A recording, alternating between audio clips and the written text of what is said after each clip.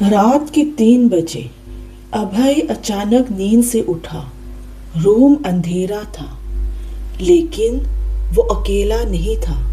उसने धीरे से अपना सर घुमाया और देखा 5 शैडोज उसके बेड के इर्द गिर्द खड़ी थी। एक कुर्सी पर बैठी हुई थी, बाकी 4 उसकी तरफ झुकी हुई थी। तभी उसके कान के पास किसी ने धीरे से पुकारा, अभय।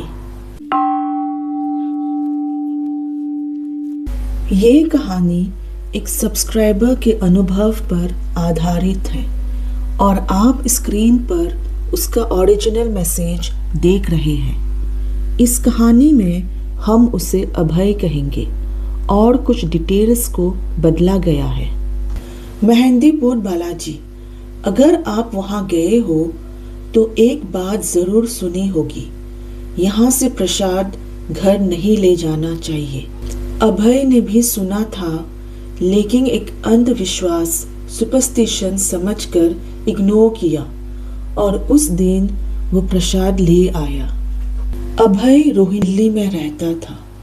बड़ा घर, पैसे की कोई कमी नहीं, फैमिली भी ठीक। लेकिन अभय में एक आदत थी, बहुत खतरनाक आदत। वो उन लड़कियों को ढूंढता था जो सबके सामने ठीक लगती थी, लेकिन अंदर से टूट चुकी होती थी। ब्रेकअप के बाद या डिवोर्स के बाद अकेली। अभय उनके पास जाता, उनकी बातें सुनता, उन्हें समझने का नाटक करता और धीरे धीरे उनकी जिंदगी का हिस्सा बन जाता। कुछ महीने तक परफेक्ट आदमी, फिर शुरू होता असली खेल। कभी पेट्रोल के पैसे, कभी इमरजेंसी लोन, कभी ट्रिप का खर्चा। और जब सामने वाला इंसान पूरी तरह उस पर ट्रस्ट कर लेता, अभय गायब हो जाता। ऑफिस में लोग उसके बारे में बातें करते थे, लेकिन किसी ने कभी नहीं सोचा था कि एक दिन उसके साथ भी ऐसा कुछ होने वाला है, जहाँ से वापस आना पॉसिबल नहीं होता। हर सैटरडे अभय का एक रूटीन था। वो साउथ दिल्ली के फेमस छतरपुर मंदिर जाता था। भक्ति के लिए नहीं, मंदिर में अक्सर ऐसे लोग आते हैं जो जिंदगी से थक चुके होते हैं, जो आंसर्स ढूंढ रहे होते हैं। अभय के लिए ये जगह एक परफेक्ट हंटिंग ग्राउंड थी। वहीं उसकी मुलाकात हुई एक लड़की से। नया नया डिवोर्स हुआ था, अभी अभी यूएस से वापस आई थी। इस कहानी में हम उसे रिया कहेंगे। रिया इमोशनली बहुत वल्नरेबल थी और अभय जानता था ऐसे लोगों से कैसे बात करनी है। उनकी मुलाकातें बढ़ने लगी।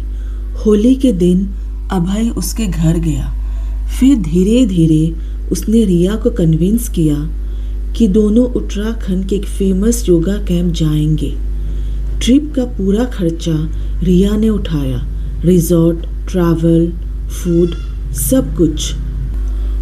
और उसके बाद भी अभय ने उसे 20,000 रुपीज़ सिर्फ पेट्रोल के नाम पे ले लिया और रिया ने दे दिया।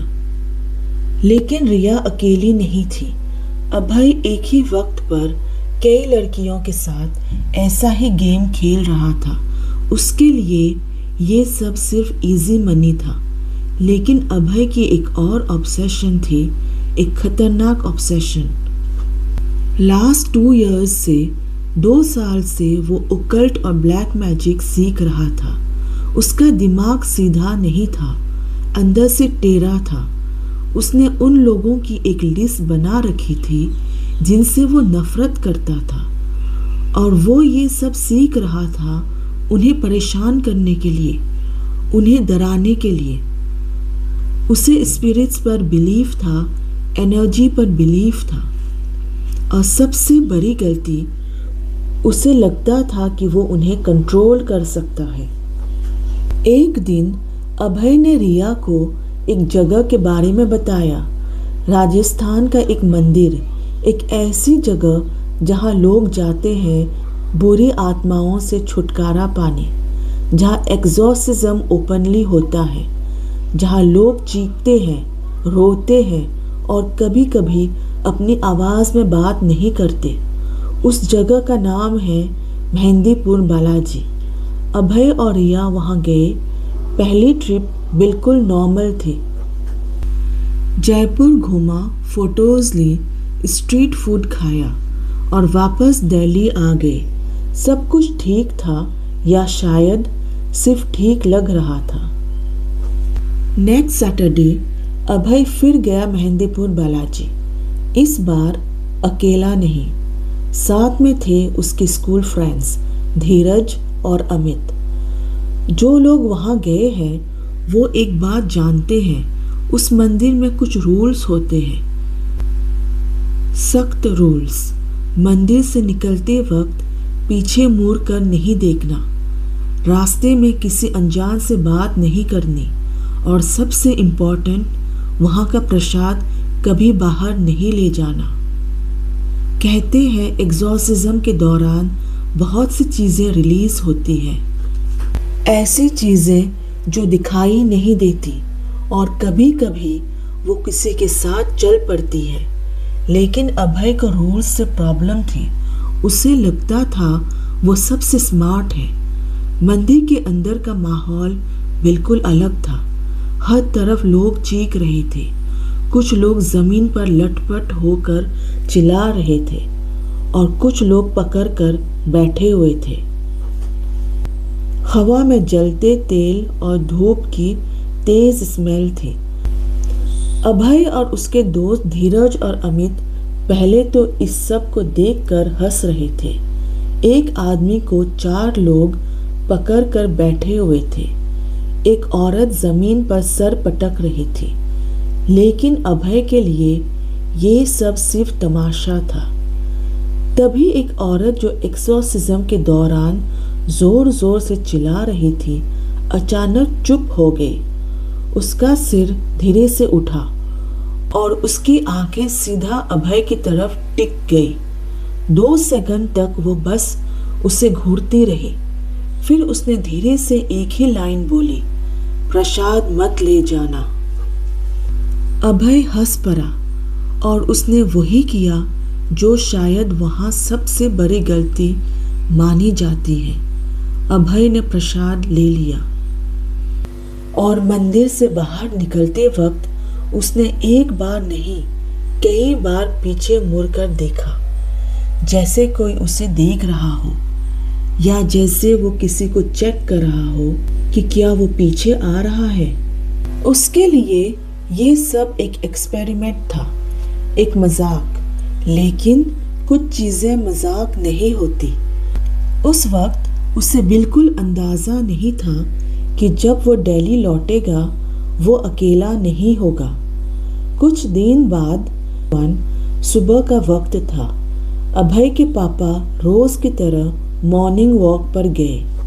बिल्कुल हेल्दी आदमी, लेकिन पेवमेंट पर चलते चलते वो अचानक गिर गए।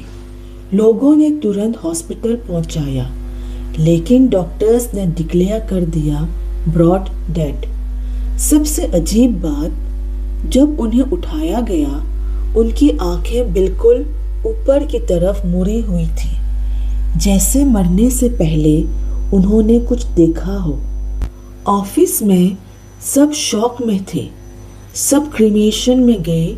सबको लगा ये बस एक ट्रैजिक कोइंसिडेंस है। लेकिन असली हॉरर अब शुरू हुआ।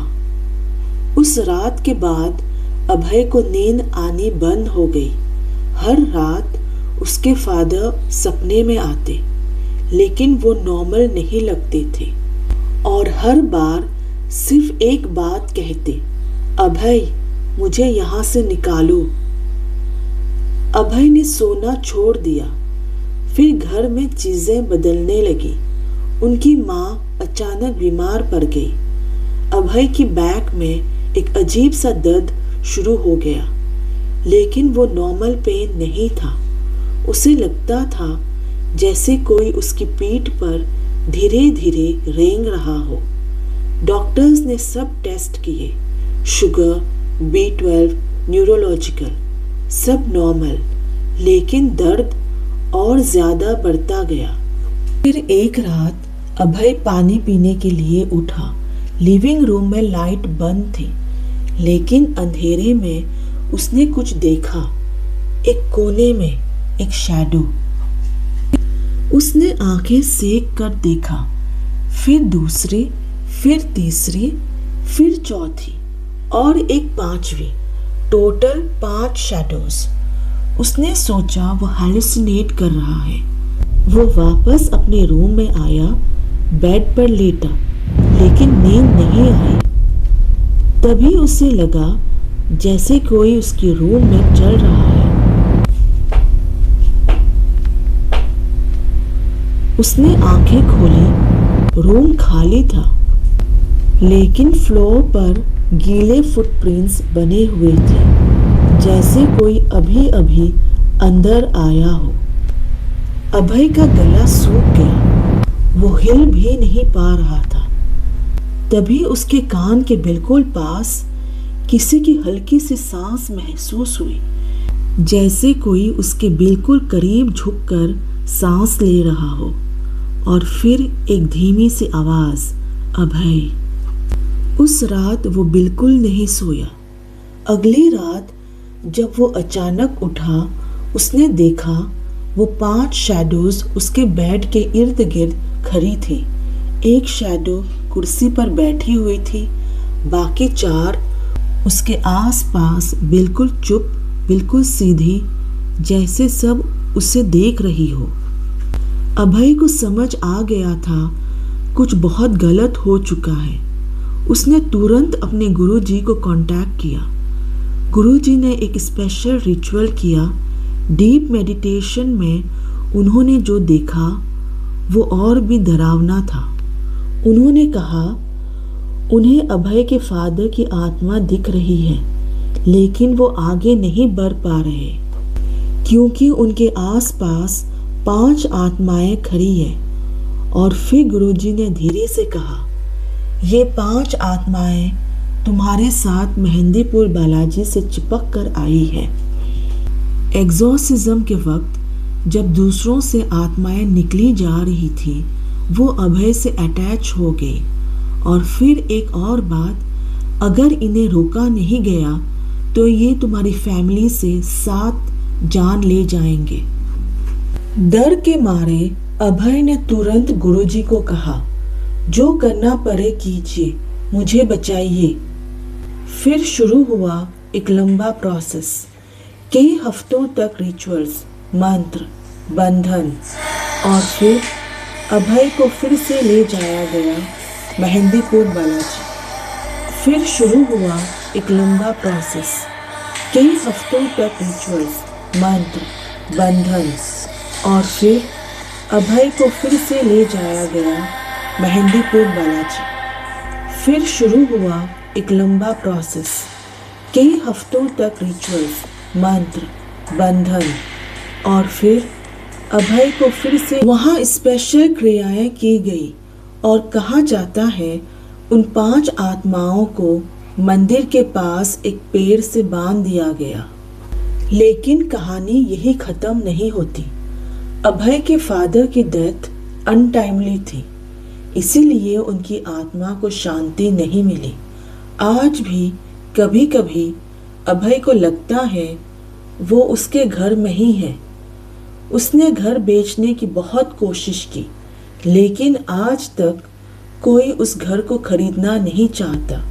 शायद जो भी वहाँ देखने आता है उसे वहाँ कुछ महसूस होता है, जैसे कोई प्रेजेंस हो जो उस घर को छोड़कर जाना नहीं चाहती। रोहिणी के लोग कहते हैं रात के टाइम फ्लैट नंबर 39 की खिड़की के पास एक शैडो खड़ी होती है। और सबसे अजीब बात, कभी कभी वो शैडो ऊपर की तरफ देखती है, बिल्कुल वैसे ही जैसे उसके फादर की आंखें थी। और शायद इसीलिए मेहंदीपुर बालाजी जाने वाले लोग एक बात जरूर कहते हैं, मंदिर में जो भी होता है उसे वही छोड़ कर आओ, कभी पीछे मुड़ कर मत देखो। और सबसे ज़रूरी, प्रसाद कभी घर मत ले जाना, क्योंकि कभी कभी सिर्फ प्रसाद ही साथ नहीं आता। अगर आप भी अपनी कहानी शेयर करना चाहते हैं, डिस्क्रिप्शन में मेल दिया हुआ है।